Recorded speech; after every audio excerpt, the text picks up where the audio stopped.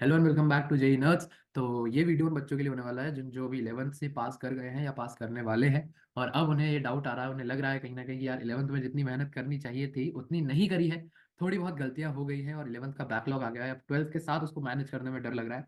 तो कैसे इसको क्लियर करना बैकलॉग को, उस पर बात करेंगे। स्टार्ट करते हैं।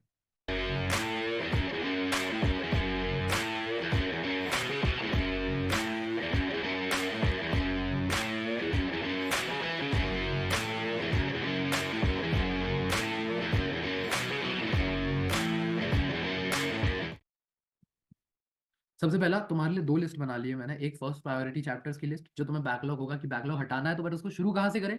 तो इन चैप्टर्स से शुरू करो। अपनी एक चेकलिस्ट देके बैठ जाओ कि इनमें से कोई चैप्टर ऐसा तो नहीं है जो तुम्हारा रहता है, तो पहले उसको निपटाना स्टार्ट करो।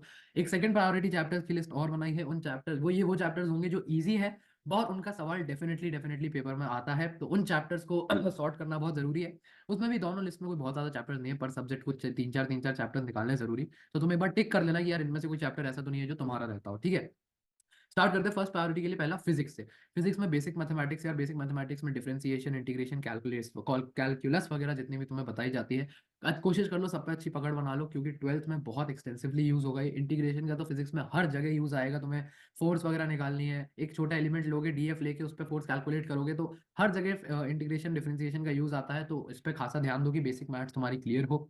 वेक्टर्स, वेक्टर्स अब एक वो बिल्डिंग ब्लॉक है आगे के फिजिक्स के सभी चैप्टर्स का। चाहे एसीएमआई में तुम फेजर डायग्राम्स बनाओगे, नहीं तो फोर्स वगैरह की डायरेक्शंस और रिजल्टेंट्स निकालोगे, सब में वेक्टर्स का बहुत काम आएगा। तो कोशिश करो कि वेक्टर्स तुम्हारा अच्छी पकड़ हो वेक्टर्स पे। न्यूटन्स लॉ, यार फोर्सेस तो अब पूरी फिजिक्स में बात होगी आगे, तो Newton's laws, law of conservation of वो तो वर्क पावर एनर्जी में, but first second third law Newton's के, फोर्सेस को इक्वेट करना, फ्री बॉडी डायग्राम बनाना, ये सब बहुत यूज आएगा आगे। तो कोशिश करो तुम्हारी इस पर अच्छी पकड़ बन जाए। अब वर्क पावर एनर्जी, जिसका मैं गलती से conservation of energy Newton's law में बोल गया।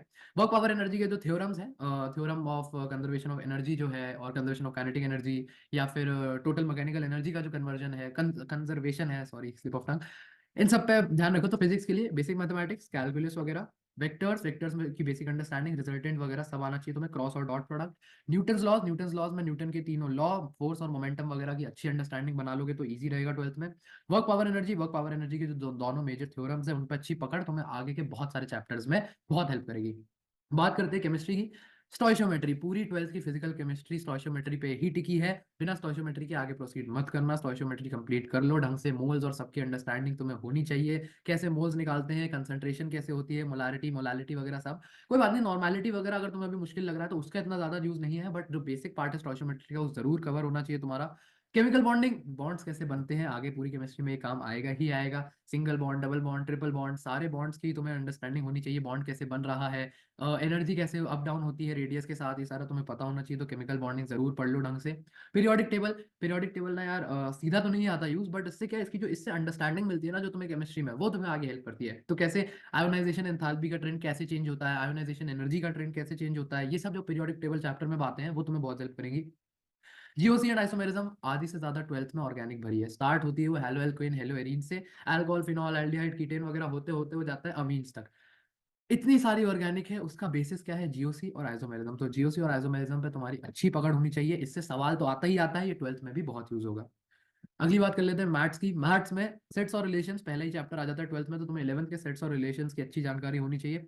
इनइक्वालिटी सॉल्व करने का जो तरीका है, जैसे वेवी कर्व मेथड वगैरह जो है, वो तुम्हें आने चाहिए, वो 12th में बहुत यूज होगा एक्सटेंसिवली। लिमिट्स का कंसेप्ट, एलसीडी का तो पूरा चैप्टर है 12th में, एओडी में भी ये यूज होगा, और आगे जाके इंटीग्रेशन में एडवांस लेवल में भी यूज होता है। तो लिमिट्स का कंसेप्ट तुम्हें आना चाहिए, बेसिक लिमिट सॉल्व करनी आनी चाहिए। कैसे साइन एक्स बाय एक्स वाली जो लिमिट्स है, लॉग एक्स की जो लिमिट्स है, ये सब लिमिट्स तुम्हें सॉल्व करनी आनी चाहिए। स्ट्रेट लाइंस यार एक बेसिस फॉर्म करता है आगे कोऑर्डिनेट ज्योमेट्री के लिए। तो तुम्हें चाहे 11th की कोऑर्डिनेट ज्योमेट्री के टॉपिक्स हो, नहीं तो 12th में वेक्टर्स वगैरह आएंगे और 3D ज्योमेट्री आएगी, तो उसमें तुम्हें बहुत हेल्प करेगा। तो इन सब पे थोड़ी पकड़ बना लो तो अच्छा है। अब बात करेंगे सेकंड प्रायोरिटी चैप्टर्स की। ये वाले चैप्टर्स हैं जो आसान हैं और जल्दी तुम्हारे बैकलॉग में कवर हो सकते हैं, तो इन लोगों पर सेकंड ध्यान दो। इनसे सवाल सीधा सीधा बनता है पेपर में, तो इसलिए स्टैंड अलोन लिखा है, तो इन चैप्टर्स पे खासा ध्यान दो। फिर से बात करते हैं फिजिक्स की। तो फिजिक्स में तीन चैप्टर्स है। ग्रेविटेशन, ग्रेविटेशन से एक सवाल हर साल आता ही आता है। अकेला चैप्टर है, तो मैं क्या ज्यादा से ज्यादा 1 डेढ़ घंटा लगेगा, इसको कवर कर लो। हीट एंड थर्मोडायनेमिक्स से एक सवाल जरूर आता है, कैलोरीमेट्री वगैरह हो गया, नहीं तो थर्मोडायनेमिक्स वाला सेगमेंट हो गया। एक से दो सवाल आ सकते हैं, तो इस चैप्टर को कर ले जाओ। वेव्स और एसएचएम यहाँ पे लिखना चाहिए था, वेव्स एंड एसएचएम दोनों। उसमें भी खासा डॉपलर इफेक्ट से हर साल सवाल पूछा ही पूछा जाता है, तो ध्यान दो कि तुम्हारा ये कंप्लीट हो, ठीक है। Chemistry, hydrogen and S block से एक सवाल आता ही आता है। अब तो यार इतनी इनऑर्गेनिक कट गई है केमिस्ट्री में, पूरा पी ब्लॉक उड़ा दिया है, तो इनऑर्गेनिक पूछेंगे तो हाइड्रोजन एस ब्लॉक वगैरह से ही पूछेंगे, तो इन पे ध्यान दो। Alkane alkene alkyne basis form कर रहे हैं 12th का भी, और तो और इनसे सीधा सवाल भी आता है। तो एल्केन एल्कीन एल्काइन ये जो चैप्टर है पहला, इसको निकालो हाइड्रोकार्बन नाम से, इसको सॉल्व कर दो, इसको कवर कर लो। गैसियस स्टेट से एक सवाल, दो सवाल भी कई बार एक शिफ्ट में आ जाते हैं, फिजिकल केमिस्ट्री का बेसिस है गैसियस स्टेट, तो इसको भी कवर कर लो फटाफट, बहुत जल्दी हो जाते हैं यार ये चैप्टर्स, इसलिए इस लिस्ट में डालें। मैथमेटिक्स में बात करेंगे, मैथमेटिक्स में 6 ऐसे चैप्टर्स फाइंड आउट कर लिए। पहला क्वाड्रेटिक इक्वेशंस, न्यूटन्स फार्मूला वगैरह, फ्री भी सवाल आता है न्यूटन्स फार्मूला से आ गया तो।